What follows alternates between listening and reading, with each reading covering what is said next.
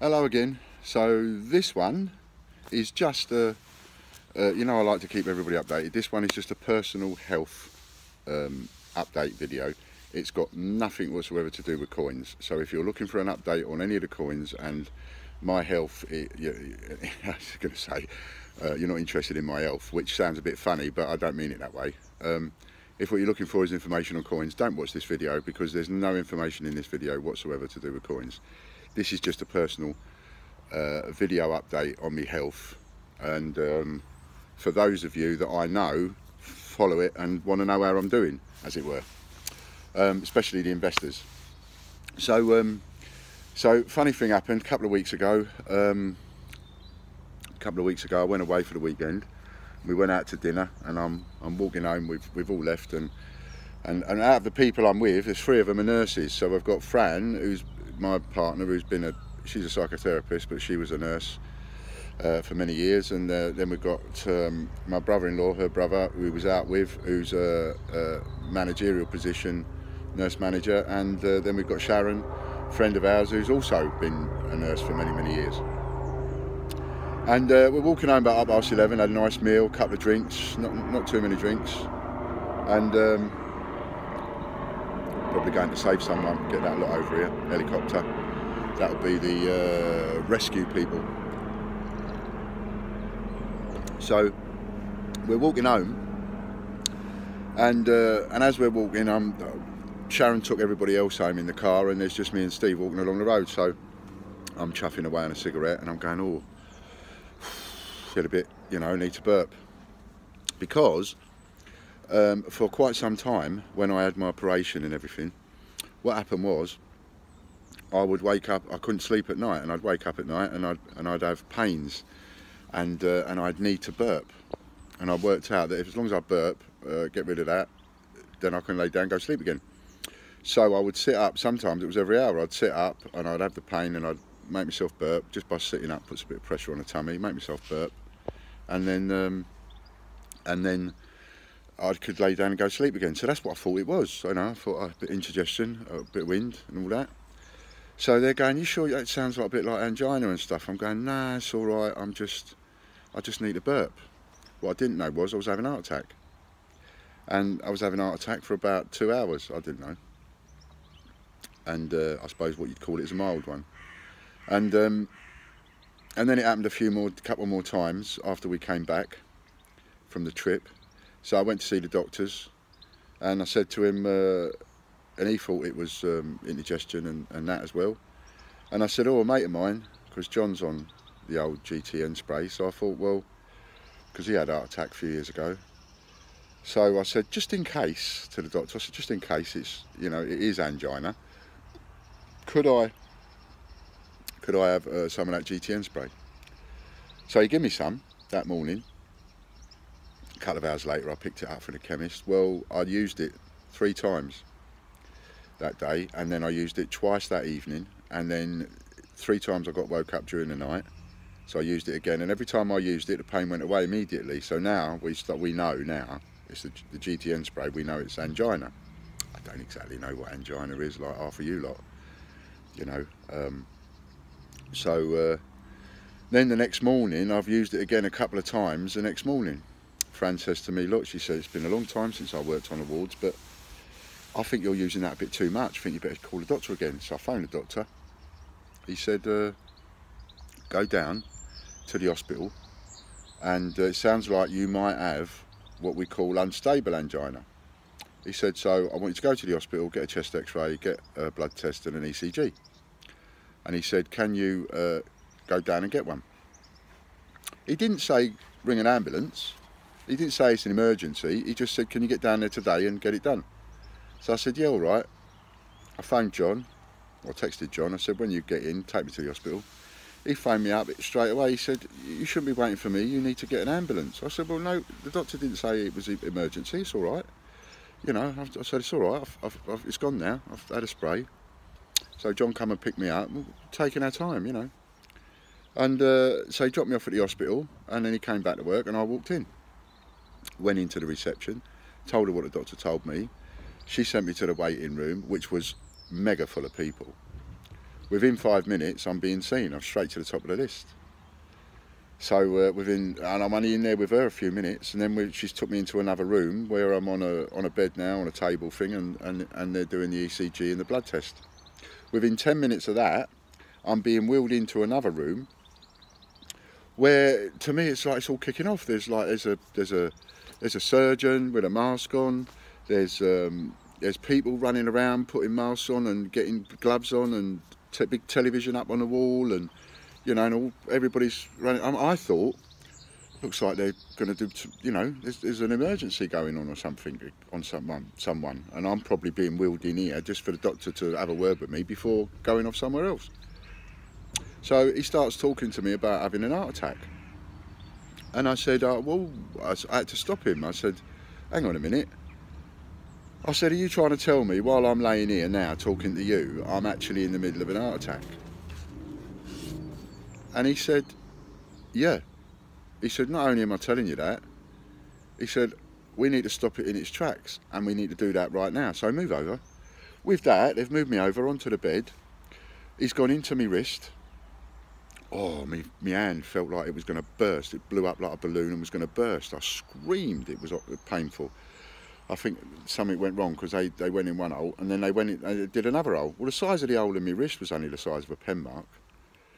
He's gone in my wrist, he's gone all the way, and whatever he's pushed through, he's gone all the way up there, all the way up my arm, all the way round here, all the way over here, down here, into the vein, to the right vein, and put a stent in. Just like that. Heart attack over. Done. And 24 hours later, I'm home. And 24 hours after that, I'm back at work. Incredible. Fran couldn't believe it. She said in her day, you'd be in hospital for 6 weeks for that. And so they sent me home, said you can't work for 6 weeks and you've got to rest. I thought, fat chance of that.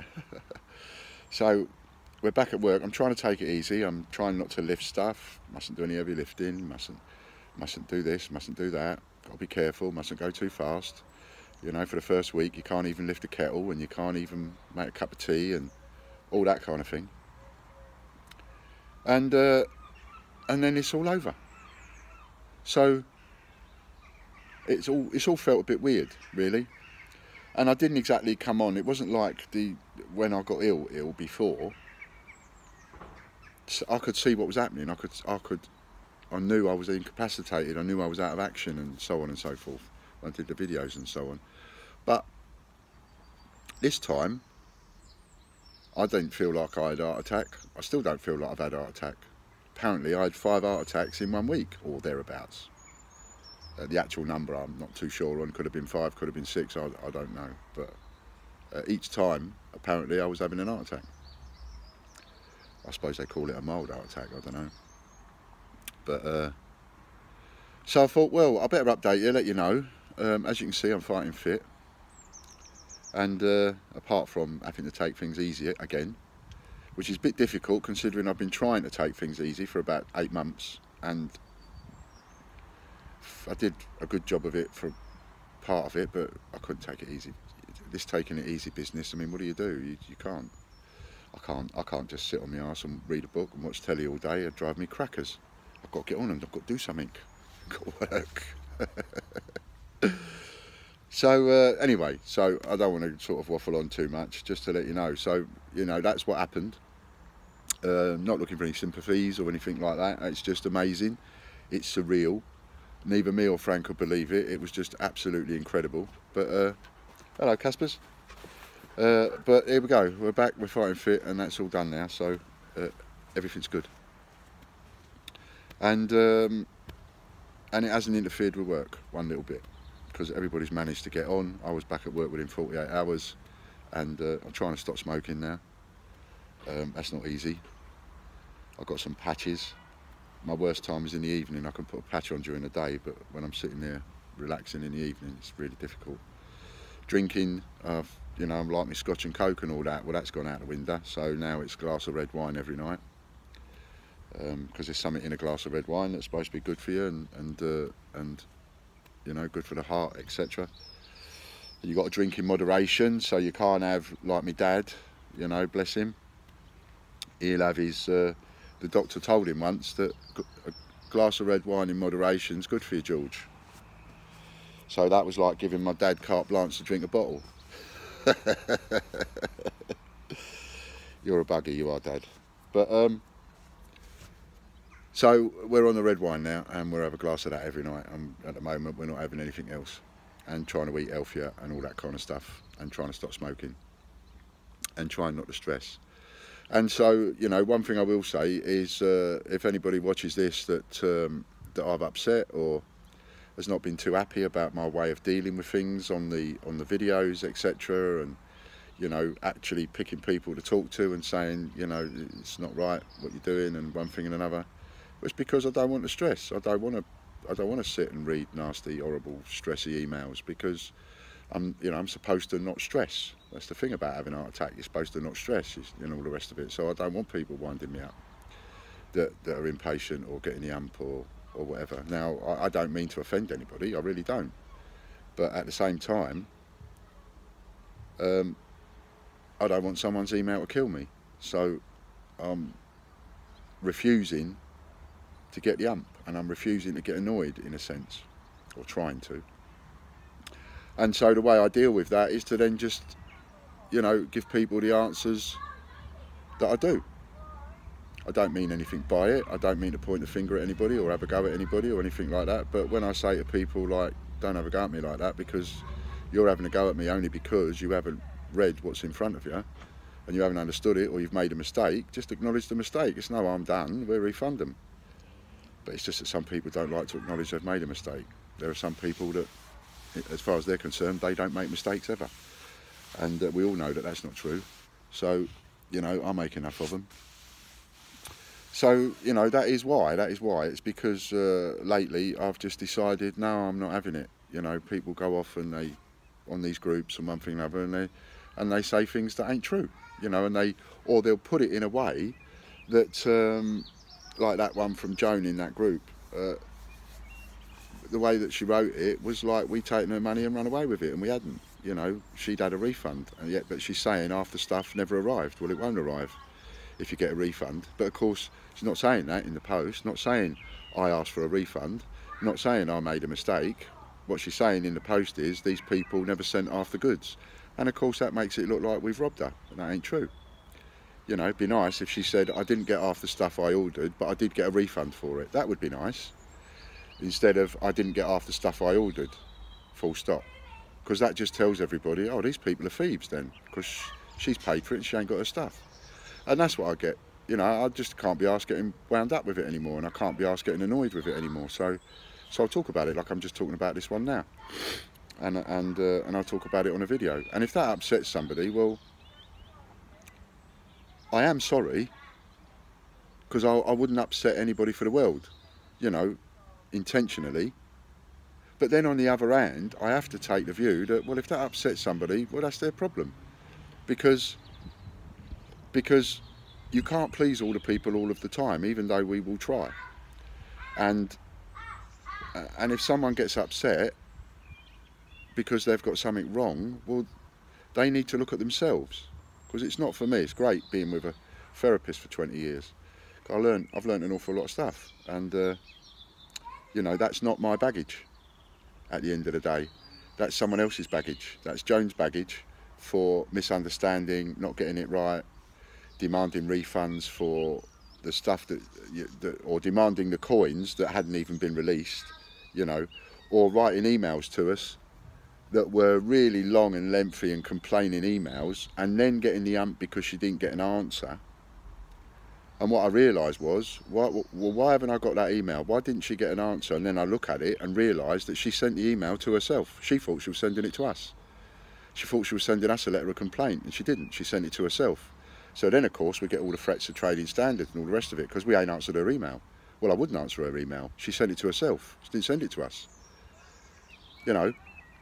And at the time, on that particular person in this Frank Tomley's group, that Joan, at that time, I'd just been in and out of hospital twice for sepsis. And I'd spoken to her on the phone, and I was trying to explain to her that I was really ill, but it didn't matter. She wanted it sorted, and she wanted it sorted there and then, or within a week. And it was like, well, I'll do it as quick as I can, but sorry, it ain't going to happen. I'm ill, you know, and there was only, not everybody else can sort out the refunds. It's only me or John that sort out the refunds. So when you try and explain to people that you're not well and one thing and another, sometimes they think that you're telling them a load of old waffle, you know. But I mean, if people don't believe that John's got stage 4 lung cancer, well, that's their baggage, that's their problem. If people don't believe that I was in hospital, in and out of hospital for 8 months and nearly died 5 times, well, that's their baggage. You know, if they don't believe it, well, don't believe it then. But I'll just tell you the truth on here. Anyway, so there we go. So that was me really trying to explain why. I'll just answer it the way I do on the videos, and if that upsets people, well, the people that upsets, I am sorry that you're upset, but at the same time, that's your baggage to deal with.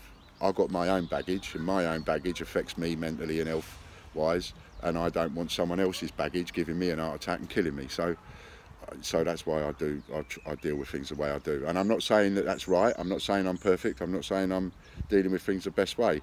I'm just dealing with it the best way I can. So there we are. So 5 heart attacks in a week, and I'm still here and live and kicking. And I got a treat. Look, I got bought a present. I'm not normally one for branded clothing. I mean, these are about 60 quid each, but I like it. It's nice. I've got about 3 of these now. Got 3 presents. So never know, might get a couple more for my birthday. Anyway, so thanks very much for watching this.